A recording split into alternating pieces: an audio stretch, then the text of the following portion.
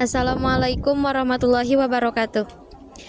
Alhamdulillahirabbil alamin wa bihi nasta'inu ala umuri dunya waddin wa ala alihi washabihi ajmain amma ba'du. Pada kesempatan kali ini saya akan membawakan tema Nuzulul Quran, momen diturunkannya kitab suci umat Islam. Hadirin yang dimuliakan Allah, Al-Quran merupakan mukjizat terbesar yang diterima Nabi Muhammad dan menjadikan petunjuk umat manusia dalam mengarungi samudra kehidupan ini. Dalam sejarahnya, peristiwa Nuzulul Quran atau proses diturunkannya Al-Quran terjadi di bulan suci Ramadan. Allah berfirman dalam surah Al-Baqarah ayat 185. A'udzu billahi minasyaitonir rajim. Bismillahirrahmanirrahim. Syahrul Ramadhanal ladzi unzila fihil Qur'ana hudal linnasi wa bayyinatin minal huda wal furqan. Artinya, bulan Ramadan adalah bulan yang di dalamnya diturunkan Al-Quran sebagai petunjuk bagi manusia. Penjelasan-penjelasan mengenai petunjuk ini serta pembeda antara yang hak dan yang batil. Imam Al-Qurtubi dalam kitab tafsirnya Al-Jami'il Ahkamil Quran menjelaskan selain Al-Quran, beberapa kitab suci lainnya juga turun di bulan Ramadan. Suhuf Ibrahim turun di malam pertama Ramadan. Nabi Musa menerima Taurat di hari ke-6 Ramadan dan Nabi Isa menerima Injil di hari ke-13 Ramadan. Keterangan ini dikutip dari hadis Rasulullah yang diriwayatkan oleh Wasilah bin Asqa. Al-Qurtubi Al-Jami'il Ahkamil Quran.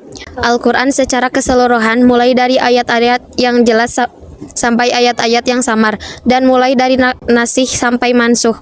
Semuanya memberikan petunjuk pada umat manusia. Selain itu, Al-Quran semakin lengkap dengan adanya bayinat, yaitu ayat-ayat yang menjelaskan tentang halal, haram, nasihat, dan hukum. Sedangkan Al-Furqan adalah sesuatu yang membedakan antara hak dan batil. Definisi turun proses Profesor Quraisy Shihab dalam tafsir Al-Misbah menjelaskan, definisi turun adalah berpindah dari tempat yang tinggi ke tempat yang rendah, baik secara material maupun imaterial. Mengingat hal tersebut, sebelum abad ketiga Hijriah, para ulama salaf enggan menghubungkan kata turun pada Al-Quran. Alasannya karena turun selalu identik dengan waktu dan tempat, sedangkan Al-Quran itu qadim, yang sudah ada sebelum waktu dan tempat ada. Pada abad berikutnya, ulama Halaf tetap meyakini bahwa Al-Quran adalah qadim, yang sudah ada sebelum waktu dan tempat. Namun demikian, turun dalam konteks Al-Quran adalah dengan ditampakkan atau diperkenalkannya kitab suci umat Islam tersebut ke muka bumi.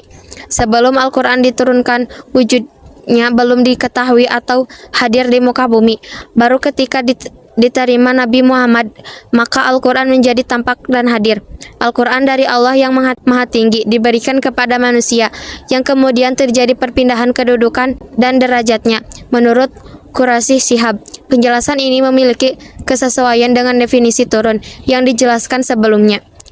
Tahapan turunnya Al-Quran menurut Imam Al-Qurtubi, mayoritas ulama sepakat bahwa proses turunnya Al-Quran melalui dua tahap.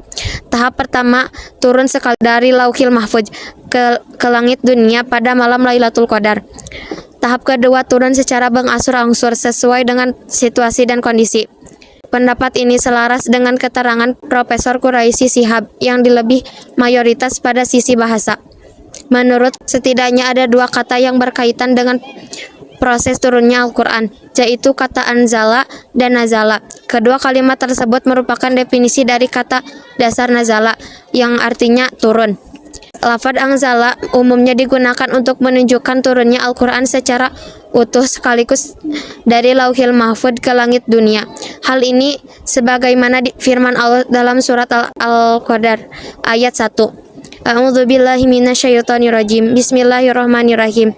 Inna anzalnahu fi lailatul qadar.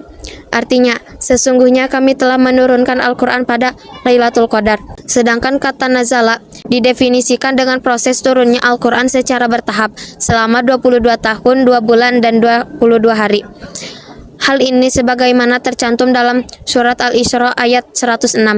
A'udzu billahi minasyaitonir rajim. Bismillahirrahmanirrahim. Wa Qur'ana faraqna kulitaqra'ahu 'ala nasi 'ala muksi wa nazalnahu tanzila. Artinya, Al-Quran kami turunkan berangsur-angsur agar engkau Nabi Muhammad membacanya kepada manusia secara perlahan-lahan, dan kami benar-benar menurunkannya secara bertahap. Mengingat Ramadan ini adalah bulan mulia yang di dalamnya diturunkan Al-Quran, sudah selayaknya kita sebagai umat Islam untuk berusaha memperbanyak tadarus Al-Quran, sekaligus menjadikannya sebagai pegangan dalam kehidupan sehari-hari. Sekian dari saya. Wallahul muwaffiq ila aqwamit thoriq. Wassalamualaikum warahmatullahi wabarakatuh.